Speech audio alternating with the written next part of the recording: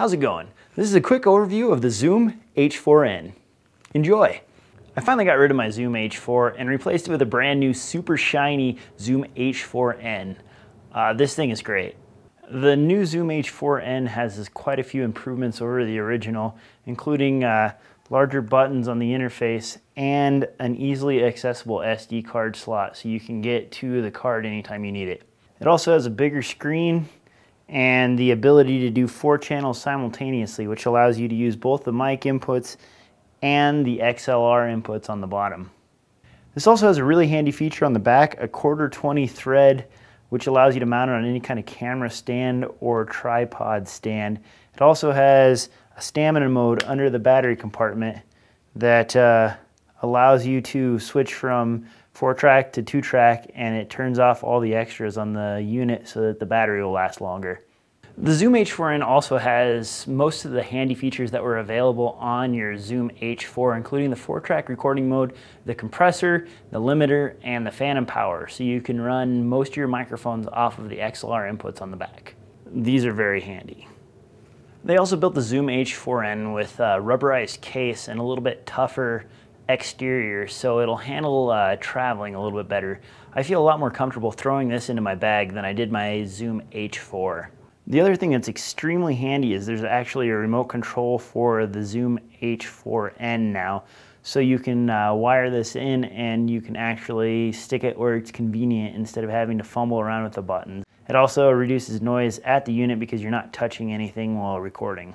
If you look right here, I have a 1/4-20 with this thumb nut attached to a regular microphone stand, so you can set your Zoom H4N right on the cusp here and you can use it to record your guitar or anything else. The new Zoom H4N has a veritable smorgasbord of recording options, including 44.1 at 16-bit and 24-bit, 48K at 16 and 24, and 96K sampling rates.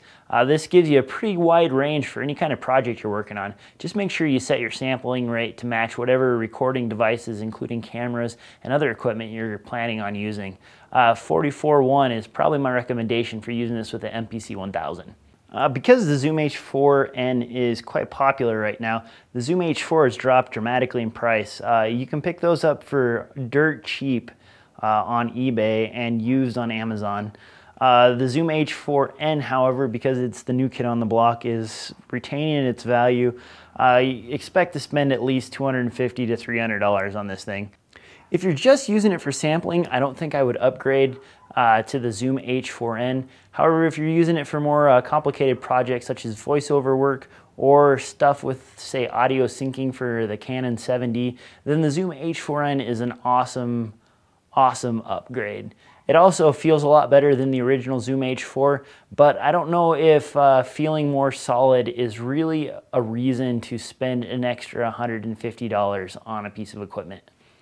The Zoom H4 and Zoom H4N have 4-track recording. The 4-track recording mode has been greatly improved on the Zoom H4N. You can bounce tracks fairly conveniently now, and the punch-in is a lot better. And since it doesn't trash the audio when you mix over, you can save all those individual WAV files and you can import them into your digital audio workstation. One thing I haven't seen mentioned very much about the Zoom H4N is this little guy right here.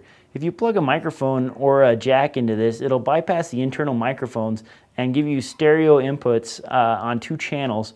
This allows you to record, say, vocals or some other input into this device and record your other audio into these combo jacks at the bottom.